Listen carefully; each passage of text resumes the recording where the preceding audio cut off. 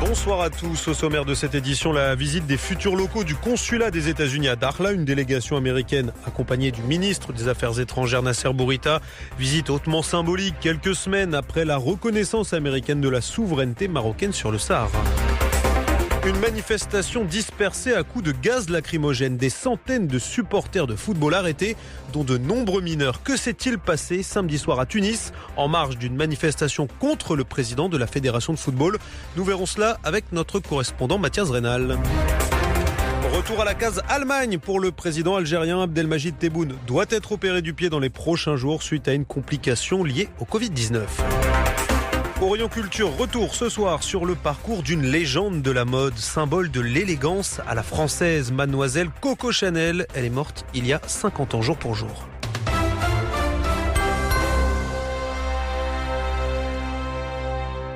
Un pas supplémentaire dans le rapprochement diplomatique entre les États-Unis et le Maroc. Une délégation américaine en visite à Dakhla aujourd'hui.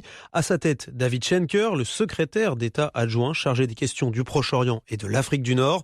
À ses côtés, le ministre marocain des Affaires étrangères, Nasser Bourita, et l'ambassadeur américain David Fisher. Ils ont visité les locaux du futur consulat des États-Unis dans cette ville du Sud. Le professeur de droit Jean-François Poli. C'est un véritable événement parce que déjà c'est un pays qui est un pays d'importance, qui reconnaît la pleine souveraineté du Maroc sur le Sahara marocain. Quand on a une politique ferme et déterminée, eh bien ça paye parce que ça porte ses fruits et on montre à l'ensemble des autres pays que on a une vision. Cette vision qui a été mise en œuvre par le roi, de cette action constante en faveur de la reconnaissance et de l'affirmation de la souveraineté pleine et entière du Maroc sur le Sahara marocain.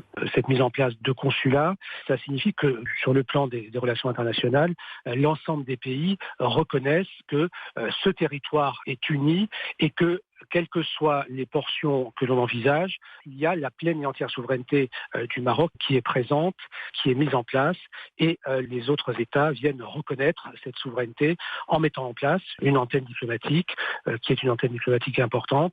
C'est une reconnaissance internationale. Pour une vision du territoire marocain, dans son unité, dans son intégrité, ça donne un signal également à tous ceux qui voudraient contester cette intégrité. Ça donne le signal que c'est un débat et c'est un combat d'arrière-garde pour les séparatistes qui veulent intervenir ou qui voudraient intervenir, plus ou moins manipulés par des puissances étrangères pour porter atteinte à l'intégrité du Maroc dans ses frontières historiques. Propos recueillis par Pierre Boussel. Dans la région, toujours direction la Tunisie, avec cette opération de police très controversée dans le pays. Samedi soir, plusieurs centaines de jeunes supporters de foot manifestent contre le président de la fédération.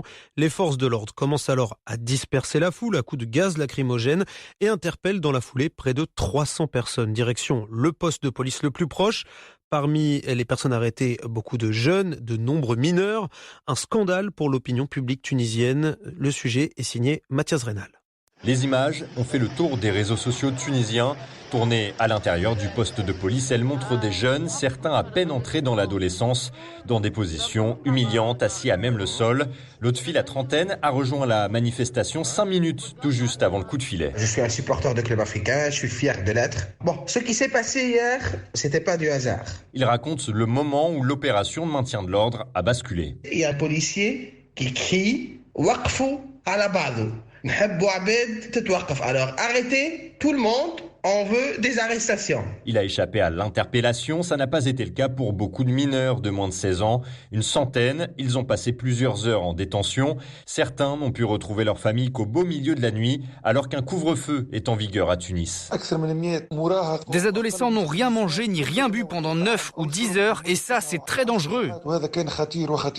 Maître Toumi Ben Farhat suit l'affaire depuis le début en tant que défenseur des droits humains. L'instance contre la torture a été convoquée pour faire un constat avec un huissier de justice. De son côté, le ministère de l'Intérieur défend une intervention qui s'est faite, je cite, conformément aux procédures en vigueur. Ce lundi, une vingtaine de manifestants comparaîtront devant le procureur de la République. À Tunis, Mathias Reynal pour Midi 1. La Tunisie qui connaît un nouveau pic de contamination au Covid-19. On parle de 2649 nouveaux malades enregistrés en 24 heures et de 20 décès sur la même période. Le président algérien retourne se faire soigner en Allemagne 2 semaines seulement après son retour aux commandes de l'Algérie. Il est à nouveau contraint de se rendre en Europe. En cause, Martin Choc, un problème au pied suite à sa contamination au coronavirus. Un soin au pied qui aurait dû être soigné lors de sa première hospitalisation en Allemagne, mais finalement reporté car il ne présentait pas de caractère urgent. C'est en tout cas ce qu'affirme la présidence algérienne dans un communiqué. Il est également précisé que si Abdelmajid Tebboune n'a pas soigné ce pied, c'est parce qu'il devait revenir rapidement en Algérie pour régler des dossiers urgents.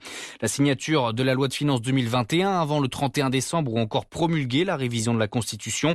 Il faut dire qu'en une dizaine de jours, le président Tebboune n'a pas chômé. Réunion du Conseil des ministres et du Haut Conseil de sécurité, séance de travail avec le chef d'état-major de l'armée et réception des organisations patronales.